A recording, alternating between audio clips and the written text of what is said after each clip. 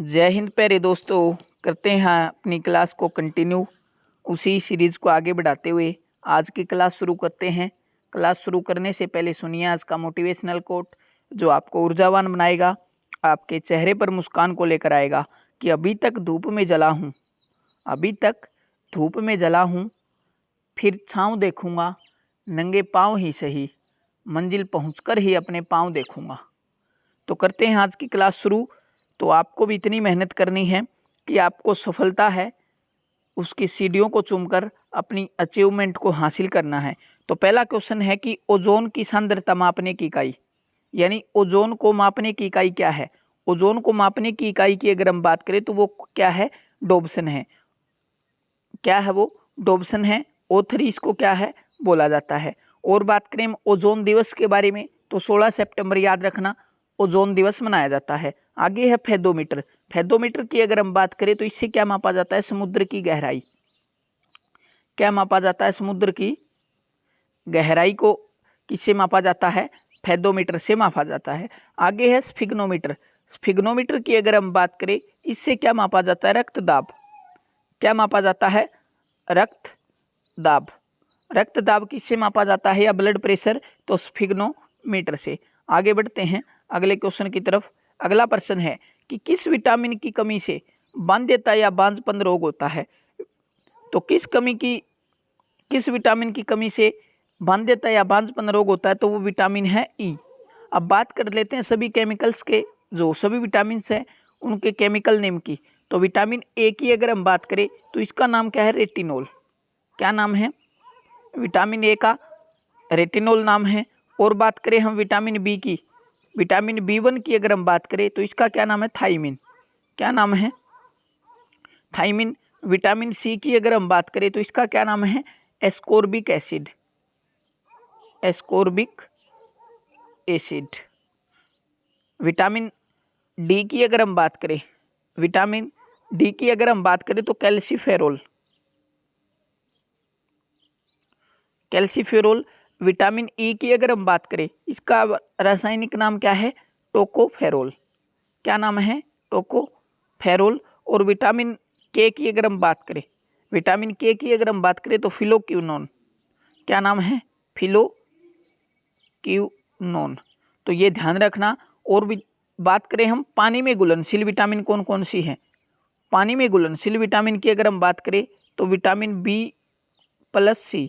और वसा की अगर हम बात करें तो जो बच गई ADE, ये किसके अंदर है, वसा में घुलनशील। और पानी की अगर हम बात करें तो विटामिन B और C किसके अंदर घुलनशील है, पानी के अंदर है। आगे बढ़ते हैं अगले क्वेश्चन की तरफ। अगला प्रश्न है कि सामुदायिक विकास कार्यक्रम किस पंचवर्षीय योजना के अंदर शुरू होता है। तो ये फर्स्ट 5 ईयर प्लान के अंदर 2 अक्टूबर, याद रखना 2 अक्टूबर 1952 के अंदर महात्मा गांधी जी के जन्म दिवस पर जो सामुदायिक विकास कार्यक्रम उसकी शुरुआत होती है सेकंड के अंदर। और जो पहली जो पंचवर्षीय योजना थी ये किसके ऊपर आधारित थी, तो Harrod Domar model. Harrod Domar model पर ये आधारित थी। दूसरी की अगर हम बात करें तो भारी उद्योग पर बल हमने दूसरी के अंदर दिया था। और कृषि के ऊपर तो लगभग सभी पंचवर्षीय योजनाओं के अंदर ही हमने बल दिया था। आगे बढ़ते हैं अगले क्वेश्चन की तरफ। अगला प्रश्न है कि बौद्ध धर्म किस संगति में 2 संप्रदायों में बट गया था। बौद्ध धर्म की अगर हम बात करें तो 4th जो बौद्ध संगति थी, जो कि कहाँ पर होती है, कुंडलवन कश्मीर के अंदर। कहाँ पर होती है, कुंडलवन कश्मीर के अंदर। और कनिष्क इस समय राजा थे। और उपाध्यक्ष की अगर हम बात करें, उपाध्यक्ष वसुमित्र इसके क्या थे, उपाध्यक्ष थे। और इसी के अंदर जो बौद्ध धर्म है वो 2 संप्रदायों कौन कौन से, हीनयान और महायान। हीनयान और महायान, इन 2 संप्रदायों के अंदर क्या हो जाता है, बौद्ध धर्म कन्वर्ट हो जाता है। पहली की अगर हम बात करें, पहली कहाँ पर होती है, राजगृह के अंदर। दूसरी कहाँ पर होती है, वैशाली के अंदर। और तीसरी कहाँ पर होती है, पाटलिपुत्र के अंदर होती है। आगे बढ़ते हैं अगले क्वेश्चन की तरफ। अगला प्रश्न है कि साइमन कमीशन किस वर्ष भारत आया था। साइमन कमीशन की अगर हम बात करें तो ये 1928 के अंदर भारत आया था और 1927 के अंदर इसका क्या हो जाता है, गठन हो जाता है। और इसी के विरोध में लाला लाजपत राय जी की लाठी लगने से क्या हो जाती है, डेथ हो जाती है। फिर 1909 की अगर हम बात करें तो Morley Minto act, Morley Minto कब आता है, 1909 के अंदर आता है। 1919 की अगर हम बात करें तो मॉन्टेग्यू चेम्सफोर्ड कब आता है, 1919 के अंदर। 1935 के अंदर क्या आता है वो आपको कमेंट सेक्शन में कमेंट करके बताना है। और लगभग जो भारत का संविधान है वो कहाँ से जो व्याख्यित है, वो 1935 का जो एक्ट आया था उसी के तहत व्याख्यित है। आगे बढ़ते हैं अगले क्वेश्चन की तरफ। अगला है कि 1940 के पहले सत्याग्रही कौन थे। 1940 के पहले सत्याग्रही की अगर हम बात करें तो विनोबा भावे, जिनको कि 1927 के अंदर पहला 1957 के अंदर जो जब शुरुआत होती है 1956 में रेमन मैग्सेसे पुरस्कार की और पहली बार 1957 के अंदर दिया जाता है। तो वो पहला जो रेमन मैग्सेसे अवार्ड है वो किसको दिया जाता है, विनोबा भावे को मिलता है। और भूदान आंदोलन इन्होंने शुरू किया था, जो कि वर्तमान तेलंगाना के पोचमपल्ली से होता है। तत्कालीन आंध्र प्रदेश के अंदर था ये स्थान। जवाहरलाल नेहरू की अगर हम बात करें तो ये सेकंड सत्याग्रही थे। सुभाष चंद्र बोस जी की अगर हम बात करें तो 1938 और 1939 का जो 1939 का त्रिपुरी अधिवेशन और 1938 का जो हरिपुरा अधिवेशन है उसकी अध्यक्षता कौन करते हैं, सुभाष चंद्र बोस जी करते हैं। और कांग्रेस छोड़ने के बाद इन्होंने क्या किया था, फॉरवर्ड ब्लॉक की स्थापना की थी। क्या की थी, फॉरवर्ड ब्लॉक है उसकी स्थापना की थी। राजेंद्र प्रसाद की अगर हम बात करें, स्वतंत्र भारत के पहले राष्ट्रपति कौन है, डॉक्टर राजेंद्र प्रसाद जी हैं। आगे बढ़ते हैं अगले क्वेश्चन की तरफ। आगे है कि एलपीजी और सीएनजी का प्रमुख घटक कौन सा है। एलपीजी की अगर हम बात करें तो क्या है, ब्यूटेन और प्रोपेन। सीएनजी की अगर हम बात करें तो क्या है, मीथेन। एलपीजी के बारे में अगर हम बात करें तो लिक्विफाइड पेट्रोलियम गैस इसका पूरा नाम है। सीएनजी की अगर हम बात करें तो कंप्रेस्ड नेचुरल गैस इसका पूरा नाम है। और बात करें इसका जो सही आंसर रहेगा वो क्या रहेगा, ए और बी दोनों इसका सही आंसर रहेगा। आगे बढ़ते हैं अगले प्रश्न की तरफ। आगे है कि लानोस घास के मैदान कहाँ पर है। लानोस की अगर हम बात करें तो ये कहाँ पर है, वेनेजुएला। कहाँ पर है, वेनेजुएला के अंदर। ऑस्ट्रेलिया की अगर हम बात करें, ऑस्ट्रेलिया में कौन से है, डाउन्स। अर्जेंटीना में कौन से है, पंपास। और बात करें हम साउथ अफ्रीका के अंदर कौन से है, वेल्स। साउथ अफ्रीका के अंदर है तो याद रखना लानोस कहाँ पर है, वेनेजुएला के अंदर घास के मैदान है। आगे बढ़ते हैं। आगे है कि भारत में कुल शास्त्रीय नृत्य और भाषाएं कितनी हैं। भारत के अंदर शास्त्रीय नृत्य और भाषाओं की बात करें तो 8 भारत के अंदर क्या है, शास्त्रीय नृत्य है और 6 भारत के अंदर शास्त्रीय भाषाएं हैं। शास्त्रीय भाषाओं की अगर हम बात करें 2003 के अंदर तमिल जो है ये पहली सांस्कृतिक भाषा है। और 2014 के अंदर जो उड़िया है इसको छठी जो बनाई गई थी शास्त्रीय भाषा। तो तमिल, तेलुगु, मलयालम, कन्नड़, संस्कृत और उड़िया, ये 6 क्या हमारी संस्कृतीय भाषा है। 75 की अगर हम बात करें तो ये क्या है 75 की अगर हम बात करें तो रामसर साइट भारत के अंदर कितनी है, 75 हैं। आगे बढ़ते हैं अगले क्वेश्चन की तरफ। आगे है कि लाल कुर्ती दल के नेता कौन थे। लाल कुर्ती दल के नेता की अगर हम बात करें तो ये कौन थे, खान अब्दुल गफ्फार खान, जिनको कि हम क्या बोलते हैं, सीमांत गांधी इनको बोला जाता है, सीमांत गांधी इनको बोला जाता है। और बात करें सलीमुल्लाह की तो 1906 याद रखना 1906 के अंदर क्या होता है, मुस्लिम लीग की स्थापना कौन करते हैं, सलीमुल्लाह करते हैं। लियाकत अली की अगर हम बात करें तो अविभाजित भारत का बजट पेश करने वाले अंतिम और एकमात्र व्यक्ति कौन है, लियाकत अली है। और बाद के अंदर ये क्या बनते हैं, पाकिस्तान के प्रधानमंत्री बनते हैं। अशफाक उल्लाह खां की अगर हम बात करें तो काकोरी ट्रेन षड्यंत्र, काकोरी ट्रेन एक्शन जिसका नया नाम हो चुका है, उसको अंदर शामिल होने वाले कौन थे, अशफाक उल्लाह खान, राजेंद्र लाड़ी, ये सभी किसके अंदर थे, काकोरी ट्रेन संयंत्र के अंदर। आगे बढ़ते हैं। आगे प्रश्न है कि विश्व हिंदी दिवस, विश्व हिंदी दिवस की अगर हम बात करें तो 10 जनवरी को हम क्या मनाते हैं, विश्व हिंदी दिवस मनाते हैं 10 जनवरी 1974।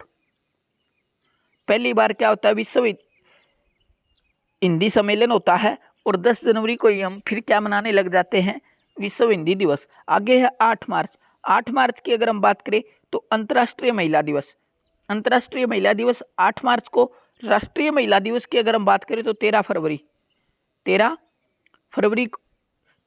को ही। क्यों? क्योंकि 13 फरवरी को सरोजिनी नायडू का क्या होता है, बर्थडे होता है। 1 जून की अगर हम बात करें तो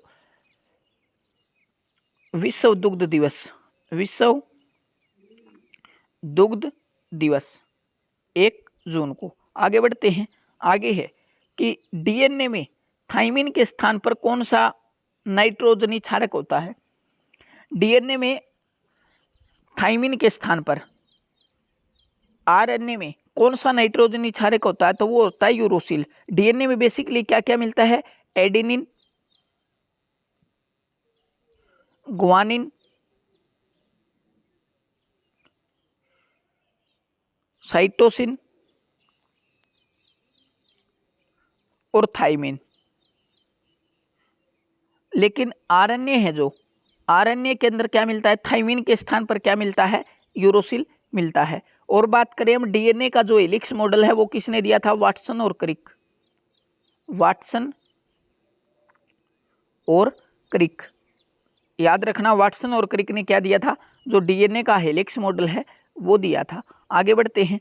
आगे प्रश्न है कि संविधान सभा में राष्ट्रीय ध्वज को कब अपनाया था। संविधान सभा ने जो राष्ट्रीय ध्वज है हमारा उसको कब अपनाया था, तो बात करते हैं हम संविधान सभा ने राष्ट्रीय ध्वज को अपनाया था 22 जुलाई 1947 को, 22 जुलाई 1947 को। और बात करें हम 24 जनवरी 1950 को हमने क्या क्या अपनाया था, जो हमारा राष्ट्रीय गान है और राष्ट्रगीत है कौन सा, वंदे मातरम और जनगण मन। और बात करें वंदे मातरम पहली बार कब गाया गया था, 1896 के अंदर कलकत्ता अधिवेशन के अंदर। कांग्रेस का जो कलकत्ता अधिवेशन है उसके अंदर पहली बार जो हमारा वंदे मातरम है ये गाया गया था। और याद रखना 1911 के अंदर रविंद्रनाथ टैगोर जी द्वारा रचित जनगण मन को पहली बार जब जॉर्ज पंचम भारत आते हैं, दिल्ली दरबार लगाया जाता है, उनके स्वागत के रूप में जो जनगण मन है वो गाया जाता है। आगे बढ़ते हैं। आगे है 9 दिसंबर 1946 को संविधान सभा की पहली बैठक होती है। डॉक्टर सच्चिदानंद सिन्हा इनको अस्थायी अध्यक्ष चुना जाता है। आगे बढ़ते हैं अगले क्वेश्चन की तरफ। आगे प्रश्न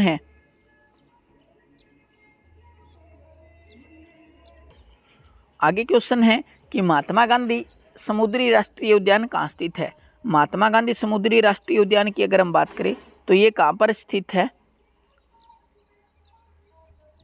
ये है अंडमान निकोबार के अंदर। महात्मा गांधी राष्ट्रीय समुद्री उद्यान कहाँ पर है, अंडमान निकोबार के अंदर है। लद्दाख की अगर हम बात करें तो हेमिस कहाँ पर है, लद्दाख के अंदर, जो कि सबसे बड़ा क्या है, राष्ट्रीय उद्यान है। हरियाणा की अगर हम बात करें तो हरियाणा के अंदर 2 हैं। हरियाणा के अंदर 2 कौन कौन से हैं, सुल्तानपुर और कलेसर राष्ट्रीय उद्यान। राजस्थान की अगर हम बात करें, राजस्थान के अंदर कितने हैं, तो राजस्थान के अंदर 6 हैं। कौन कौन से हैं, तो बांदीपुर हो गया, नागरहोगल हो गया, बन्नेरघट्टा अंशी राष्ट्रीय उद्यान, कुद्रेमुख राष्ट्रीय उद्यान और तुंगभद्रा राष्ट्रीय उद्यान। ये सब कहाँ पर है, राजस्थान के अंदर है। आगे बढ़ते हैं अगले क्वेश्चन की तरफ। आगे क्वेश्चन है कि गदर पार्टी की स्थापना कब की गई थी। गदर पार्टी की अगर हम बात करें तो 1913 लाला हरदयाल और सोहन सिंह भाखड़ा, कौन, सोहन सिंह भाखड़ा, इन्होंने कहाँ पर की थी, सैन फ्रांसिस्को यूएसए के अंदर जो हमारी गदर पार्टी है उसकी स्थापना की थी। 1923 की अगर हम बात करें तो चित्तरंजन दास और मोतीलाल नेहरू, CR दास और ML नेहरू, इनके द्वारा क्या किया जाता है, स्वराज पार्टी, कौन सी, स्वराज पार्टी की स्थापना की जाती है। 1928 की अगर हम बात करें तो हिंदुस्तान एसोसिएशन रिपब्लिक, जो हिंदुस्तान रिपब्लिक एसोसिएशन पार्टी है वो भगत सिंह जी के द्वारा उनकी क्या की जाती है, स्थापना की जाती है। और 1906 की अगर हम बात करें तो मुस्लिम लीग की स्थापना कब होती है, 1906 के अंदर। आगे बढ़ते हैं अगले क्वेश्चन की तरफ आगे कि भारत का प्रथम वायसराय कौन था। भारत का प्रथम वायसराय पूछ ले, आपसे पूछ ले भारत का अंतिम गवर्नर जनरल कौन था, तो उन दोनों क्वेश्चनों का आंसर क्या होगा, कैनिंग। 1857 की क्रांति के समय भी क्या था, कैनिंग ही भारत के वायसराय थे, गवर्नर जनरल थे। लेकिन उसके बाद में क्या कर दिया, इनको वायसराय बना दिया गया। माउंटबेटन की अगर हम बात करें तो माउंटबेटन की अगर हम बात करें 1947 के अंदर भारत का वायसराय कौन था, माउंटबेटन था। और चक्रवर्ती राजगोपालाचारी ये क्या थे, भारत के पहले भारतीय और अंतिम वायसराय कौन है, चक्रवर्ती राजगोपालाचारी। कर्जन की बात करें तो 1905 के अंदर जब बंगाल का विभाजन होता है, 1905 के अंदर जब बंगाल विभाजन होता है उस समय भारत के वायसराय कौन थे, कर्जन उस समय भारत के वायसराय थे। आगे बढ़ते हैं अगले क्वेश्चन की तरफ कि माउंट एवरेस्ट पर सबसे पहले चढ़ाई किसने की थी, तो वो की थी एडमंड हिलेरी और तेंजिंग नार्गे 1953 के अंदर। 1953 के अंदर इन दोनों व्यक्तियों ने क्या किया था, जो माउंट एवरेस्ट है उसके ऊपर चढ़ाई की थी। और बात करें हम सबसे अधिक बार चढ़ने का जो रिकॉर्ड नाम है वो किमारिता शेरपा। कौन है, किमारिता शेरपा, जो कि कहाँ से हैं, नेपाल से हैं। इनका सबसे अधिक चढ़ने का रिकॉर्ड नाम है, लगभग ये 26 बार माउंट एवरेस्ट पर चढ़ चुके हैं। आगे बात करते हैं और बात करें पहली जो दिव्यांग महिला भारत की वो कौन थी, अरुणिमा सिन्हा। कौन थी वो, अरुणिमा सिन्हा थी। आगे बढ़ते हैं आगे है कि माउंट एवरेस्ट अगला क्वेश्चन है कि संविधान, भारतीय संविधान में स्वतंत्र न्यायपालिका किस देश से ग्रहण की है। स्वतंत्र न्यायपालिका की अगर हम बात करें तो कहाँ से ग्रहण की, हमने यूएसए से ग्रहण की है। और यूएसए के अंदर क्या है कि दोहरी नागरिकता है। लेकिन भारत ने एकल नागरिकता को कहाँ से अपनाया है, यूके से। यूएसएसआर की अगर हम बात करें तो फंडामेंटल ड्यूटीज। और साउथ अफ्रीका की अगर हम बात करें तो संविधान संशोधन की जो शक्ति है कहाँ से ली है, आर्टिकल 368 याद रखना, साउथ अफ्रीका से हमने ली है। आगे बढ़ते हैं आगे क्वेश्चन है कि किस संविधान संशोधन के द्वारा शिक्षा को मौलिक अधिकार के रूप में संविधान में शामिल किया गया था। शिक्षा को मौलिक अधिकार के रूप में शामिल किया गया था तो वो कौन सा था, 86वां संविधान संशोधन 2002,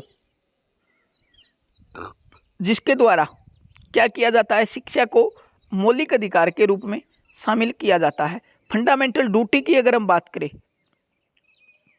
वो कौन सी है, 51A के अंदर है।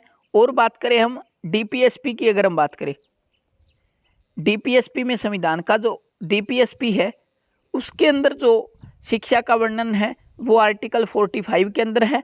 और वैसे 26A के अंदर भी शिक्षा का प्रावधान है।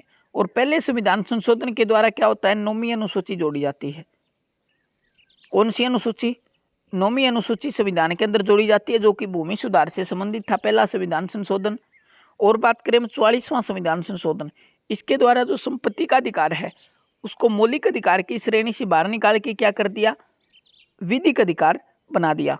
और 42वां संविधान संशोधन की अगर हम बात करें, 42वां संविधान संशोधन 1976 के अंदर, इसके द्वारा क्या होता है, भारत की प्रस्तावना के अंदर 3 शब्द समाजवाद, पंथनिरपेक्ष और अखंडता, इन तीनों शब्दों को जोड़ा जाता है।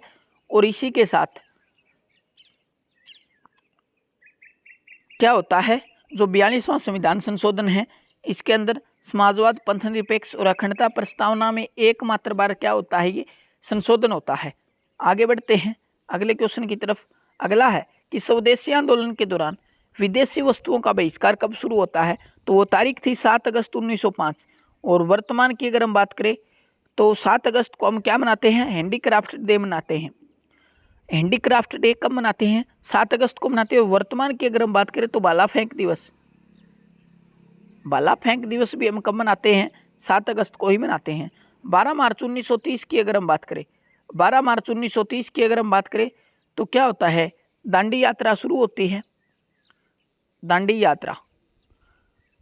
यात्रा कब शुरू होती है? 12 मार्च से शुरू होती है। और ये कहाँ से चलकर कहाँ तक जाती है? तो साबरमती आश्रम से चलकर दांडी तक जाती है। और दांडी से फिर क्या शुरू हो जाता है? सविनय अवज्ञा आंदोलन शुरू हो जाता है। सविनय अवज्ञा आंदोलन दांडी से शुरू हो जाता है। 12 दिसंबर 1911 को क्या होता है? दिल्ली दरबार के अंदर ये घोषणा होती है कि भारत की राजधानी कोलकाता से ट्रांसफर करके कहाँ कर दी जाएगी? दिल्ली कर दी जाएगी। फिर 13 फरवरी 1931, तकरीबन 20 वर्ष लगे जब भारत की राजधानी पूर्ण रूप से क्या बना दी गई? दिल्ली को बना दिया गया। तो याद रखना 13 फरवरी और 12 दिसंबर 1911। तो फ्रेंड्स, आज की क्लास में इतना ही। आई होप क्लास आपको पसंद आई होगी। तो लाइक कीजिए, शेयर कीजिए, चैनल पर नए हैं तो सब्सक्राइब कीजिए। अगर आपने इस पूरे कंटेंट की पीडीएफ लेनी है तो हम कमेंट सेक्शन के अंदर और डिस्क्रिप्शन में भी हमारा जो टेलीग्राम लिंक है, टेलीग्राम चैनल है, उसका लिंक पिन कर देंगे। वहाँ से आप इस पीडीएफ को प्राप्त कर सकते हैं। तो आई होप आज की क्लास में इतना ही। मिलेंगे नेक्स्ट क्लास में। जय हिंद, भारत माता की जय।